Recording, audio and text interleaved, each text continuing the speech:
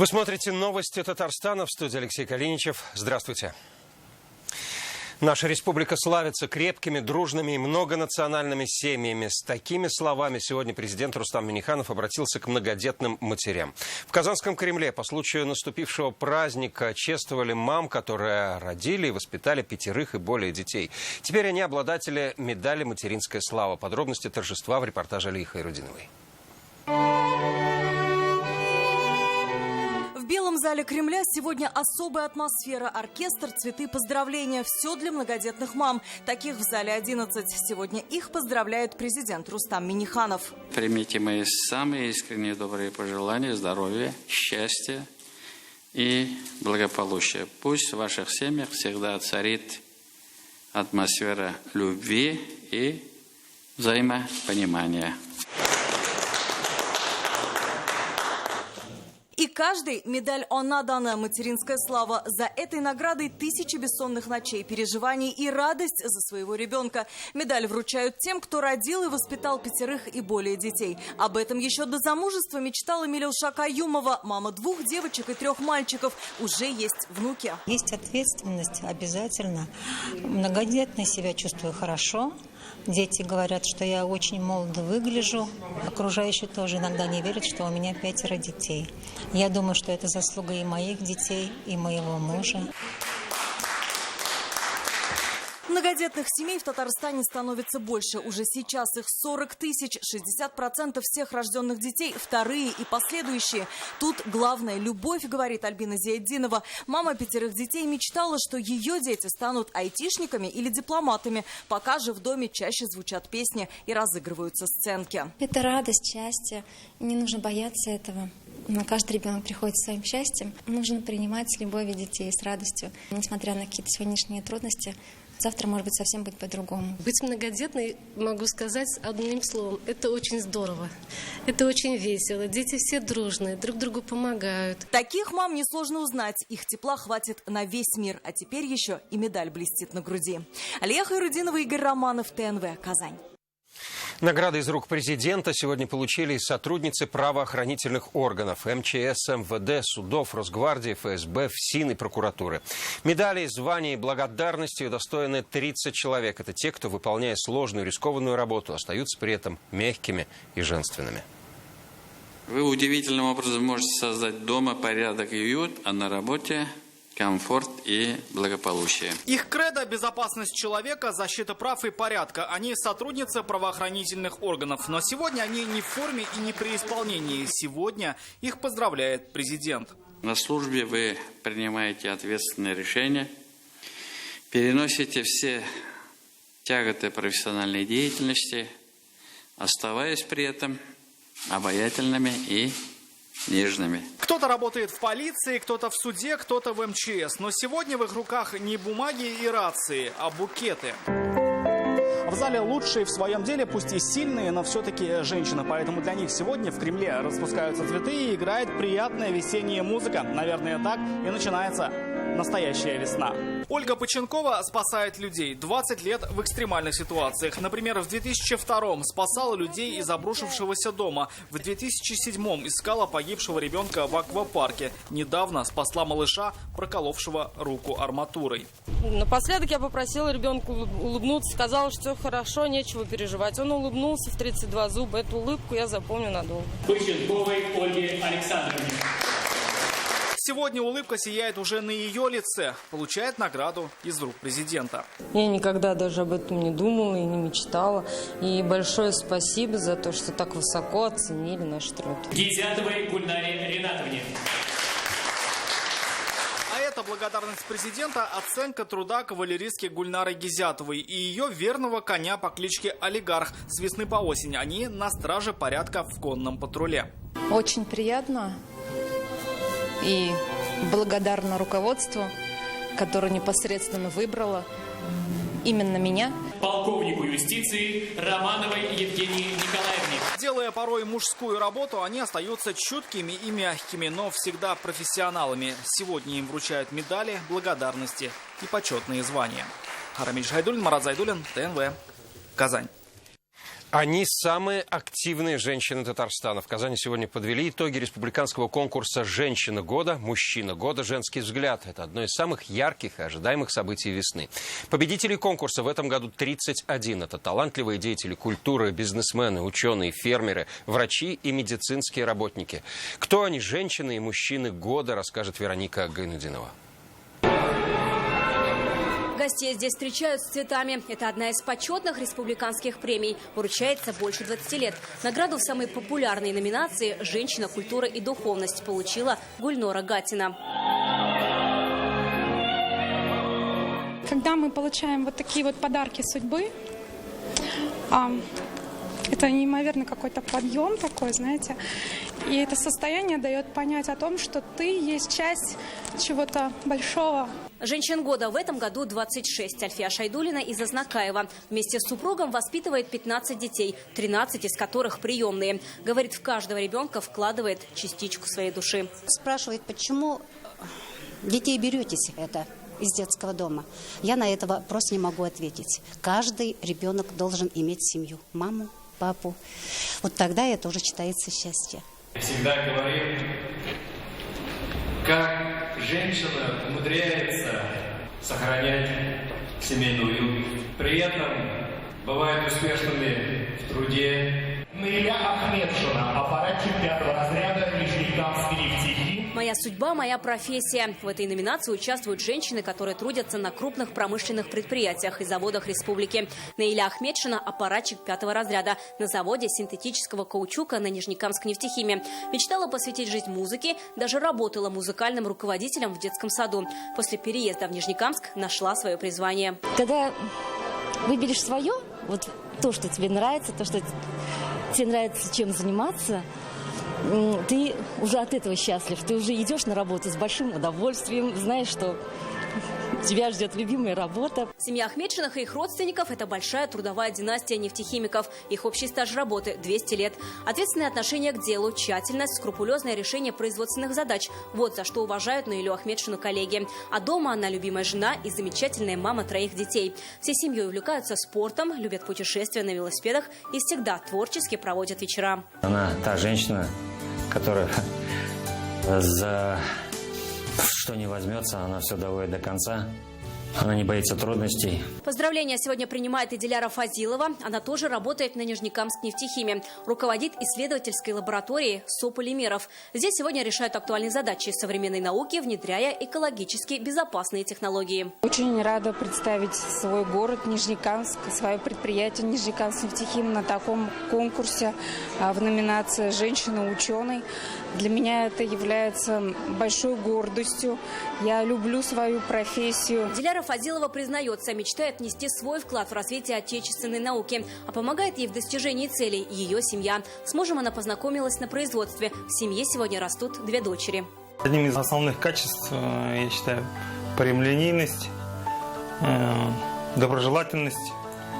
Человек, который умеет ставить цели и добиваться поставленных задач. Одна из номинаций «Пример года» и в этом году в ней все 3 женщины. Это медики, врачи, которые оказались на передовой борьбы с ковид. Своей смелостью и самоотверженностью они стали примером для всех. Люди боялись, но ведь кто-то должен был это сделать.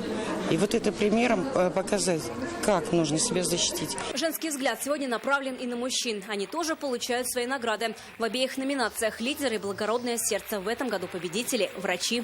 Внимательный уход за пациентами – это всегда женские руки. Поэтому мы благодарны в первую очередь нашим женщинам. Женщины – это же своеобразные. Вот. Каждый нужно найти свой личный подход. Справляемся. Уважаемые дорогие мужчины, спасибо вам большое за ваш труд, за вашу любовь к нам. Каждая и каждый из них – это лучшие из лучших. Все победители и дальше планируют это доказывать. Вероника Гайнудинова, Марат Зайдуллин, Ильшат Мухаметов, ТНВ, Казань. Сегодня Рустам Минниханов встретился и с республиканскими волонтерами. В зале была и серебряный волонтер Хрия Халитова. Она лично поздравила президента Татарстана с прошедшим днем рождения. Напомним, такой совет ей накануне дал Владимир Путин во время онлайн-форума Всероссийского добровольческого движения «Мы вместе». Глава страны предложил Хрие Халитовой связаться с президентом республики и обсудить актуальные проекты добровольцев. За проделанную работу во время пандемии Рустам Минниханов поблагодарил каждого волонтера. Мое упущение, вы не позвонили, я не ответил. Мы сейчас исправим это дело. Сейчас исправим. Хорошо, что у нас есть наш президент, который... Да, подсказал. И вам подсказал, и мне подсказал. Рустам Минниханов, Ментимер Шаймиев и митрополит Казанский и Татарстанский Кирилл сегодня ознакомились с ходом работ по воссозданию собора Казанской иконы Божьей Матери. Сегодня он практически в первозданном виде. Сохранили и пещерный храм. Сейчас продолжаются работы по росписи. Началась установка церковного убранства. Реставраторы скрупулезно работают по сохранившимся документам и древним чертежам. Напомним, что торжественное открытие собора запланировано на 21 июля. Временные коридоры для машин на время строительства новой дороги, места складирования грунта, посадка лесов и поселки для рабочих. Об этом говорили на заседании рабочей группы по сопровождению проектирования и строительства дороги М-12 Москва-Казань. По итогам встречи стало известно, как будут выглядеть биопереходы для животных. Их сделают шириной до 6 метров. Проектировщики представили и места расположения рабочих поселков. Один из них разместят у села Кирби в Лаишевском районе. Жители близлежащих поселков предложили начать компенсационную посадку лесов вдоль трассы уже во время строительства. Предложение одобрил глава Минтранса. На следующем заседании подробно будут обсуждать шумозащитные экраны. Сейчас на месте будущей трассы подрядчики ведут подготовительные работы. Их предупредили, что в апреле в республике будет ограничено движение больших грузов. По расчетам проектировщиков, в ходе строительства дороги в Верхнеуслонском и Лаишевском районах появится качественный грунт, который можно будет использовать для других дорог и рекультивации карьеров. В Лаишевском районе этот грунт является почти песчаным, супесь. Этот грунт очень пригодится району при строительстве дорог. Район активно развивается, и по нашим расчетам это хватит буквально на 10 лет. То есть не надо копать карьеры, портить землю вот этим всем грунтом. Воспользуемся. Сегодня главный архитектор района об этом доложил, что место определили. Это было поручение Рустама Нургалиевича, кстати. А в Верхнеуслонском районе излишки грунта как раз-таки идут на то, чтобы рекультивировать карьеры. С начала марта начали действовать новые правила прохождения техосмотра. Теперь водители могут получить диагностическую карту только в специализированном центре. Оформить его дистанционно не получится. Рамиль Галиуллин о новых требованиях к автомобилистам. Одно из основных новшеств – фотография автомобиля, заехавшего на станцию. Технологии позволяют зафиксировать, что машина действительно прошла ТО. Это требование введено с 1 марта. Специалисты проверяют работу рулевого управления, исправность тормозов, стеклоподъемников и даже то, сколько автомобиль выбрасывает углекислого газа. На каждый автомобиль по регламенту полчаса. И в конце еще одно – обязательное фото. Информацию о состоянии авто заносят в диагностическую карту. К слову, ее теперь оформляют в электронном виде. Без этого документа водитель не сможет получить полис ОСАГО. Так специалисты планируют избавиться от серых схем, когда водители покупают диагностические карты для автогражданки, не заезжая в сервис. Не секрет, наверное, в сфере технического осмотра несколько лет назад была проведена, так скажем, некая либеральная реформа, которая привела к тому, что теперь диагностическую карту могут даже принести на дом. Кто-то даже предоставляет ее в подарок при приобретении автомобиля и так далее. Еще одно важное нововведение – ужесточение требований к осмотру автобусов. При этой процедуре теперь присутствуют госавтоинспекторы. Вместе с экспертами они проверяют исправность пассажирского транспорта. В прошлом году на дорогах республики выявили больше 300 автобусов с неисправным управлением и тормозами. Все меры направлены исключительно на то, чтобы исключить из процесса движения неисправные автобусы. Ввиду того, что он перевозит большое количество людей, любые дорожно-транспортные происшествия с участием автобусов, конечно, приводят, к сожалению, к большим потерям. Пройти ТО по новым правилам обязаны водители, техосмотр которых истек 1 февраля. Все остальные могут продлить сроки прохождения ТО на полгода. Как отметили в госавтоинспекции, усиленный контроль будет и за операторами, выдающими документы. За липовые диагностические карты грозит штраф до 300 тысяч рублей. Рамиль Галиуллин, Алмаз Зейдинов, ТНВ, Казань. Масленичными гуляниями КНИТУ КАИ отпраздновал свой день рождения. Одному из старейших и крупнейших вузов республики. 89 лет. За свою историю дипломы КАИ получили более 100 тысяч выпускников. В честь кого из них сегодня появилась мемориальная доска и как гуляли те, кому предстоят высокие свершения, увидел Дмитрий Аринин. Вполне символично на дне рождения КАИ много что летает. Это и мечи, и валенки. Праздник традиционно проходит в преддверии и в формате масленицы. На площади танцы и состязания со сценой, песни и поздравления. КАИ молодой, задорный, энергичный, полон планов, полон надей.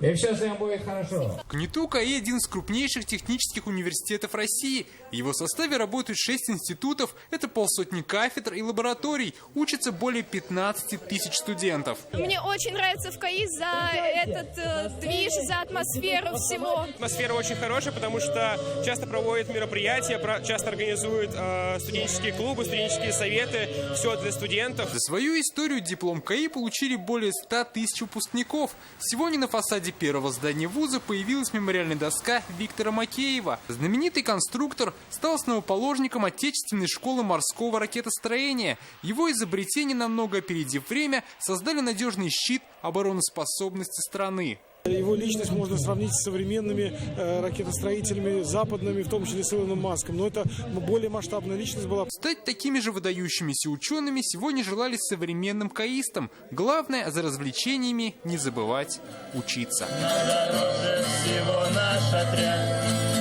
чья история в наших руках. Дмитрий Аринин, Рамзиль Гарипов, ТНВ, Казань.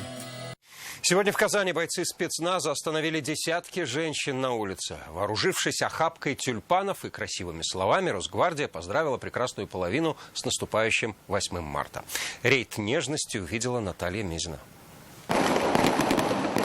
Они готовы в любое время суток и при любой погоде выполнить самые сложные задания. А сегодня у бойцов спецназа особая миссия. Место – Казань. Экипировка для выполнения боевых задач. Спецоружие, цветы, цель, женщины. К заданию приступить. Вот так бежишь, торопишься на работу, а тут тебя еще и спецназ останавливает. Думаешь, ну все, день точно пошел на смарку. С наступающим праздником вас! Спасибо большое. Вот так один момент способен изменить весь день. От имени отряда специального назначения вас с наступающим 8 марта. Нежные слова и поздравления от мужественных защитников. Поражение точно в сердце. Прекрасная половина не скрывает эмоций. На душе даже как-то приятно, прекрасно становится. Идешь по своим делам и такой подарок, сюрприз. Ребята преподнесли цветок, тюльпан. Очень приятно, очень неожиданно. Спасибо огромное.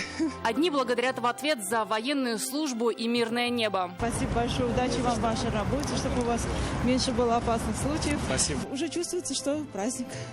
Скоро-скоро весна, праздник, солнце, все хорошо. Других неожиданный поступок трогает до слез. Благодарят объятиями. Спасибо большое.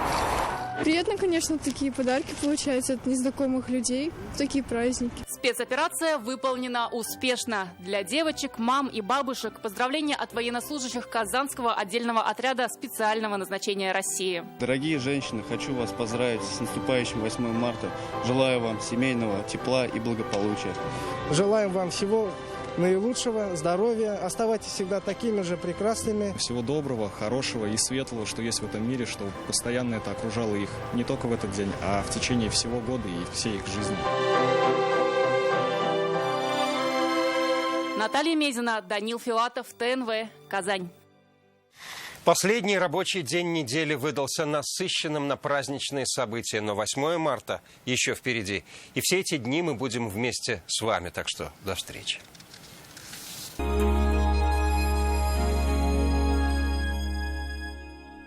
И этот праздник русской речи высокой глубью сотворен, как путь, где трепетные свечи ведут над пропастью времен. Юнноморец.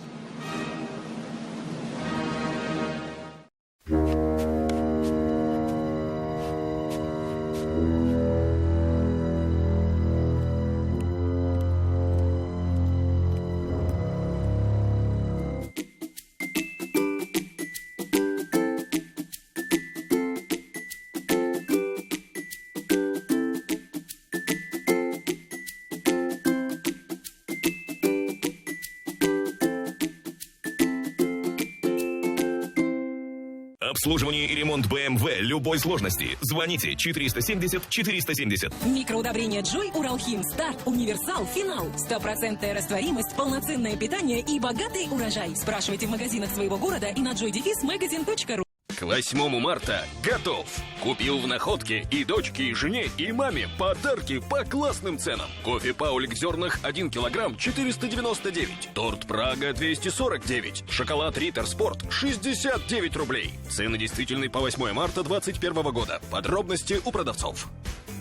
Шубный фестиваль в Казани. Огромный выбор шуб, честная рассрочка, выгодный обмен старой шубы на новую. С 24 февраля по 8 марта. Казанская ярмарка. Язык мой русский снежно-хрусткий. В тебе колокола, сверчки и поскреб квашеной капустки, где алых клюковок зрачки. Евгений Евтушенко.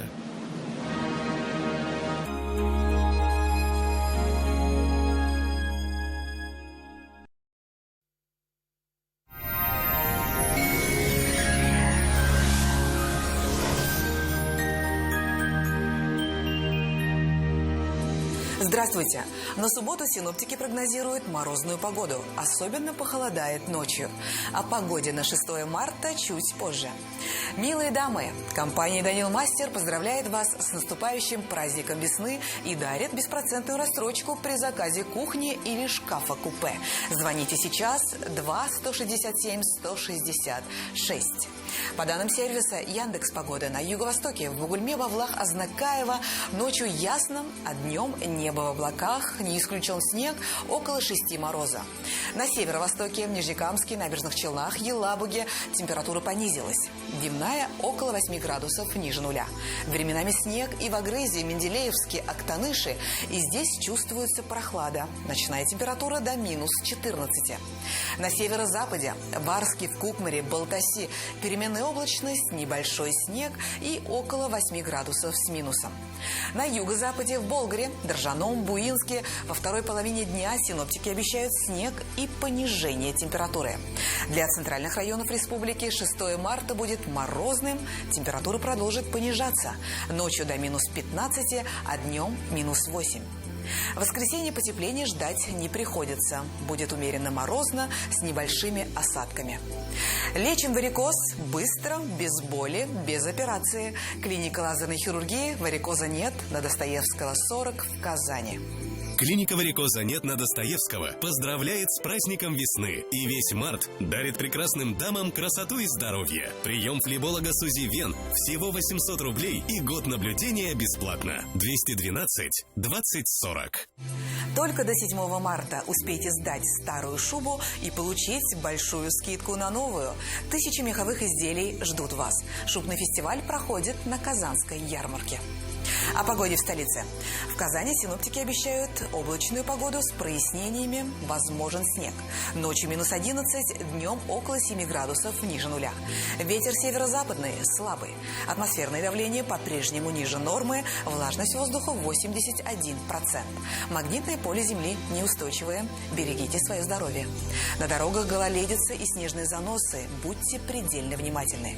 О погоде все. В студии была Лейла Латыпова. Всего доброго и оставайтесь на нашем канале.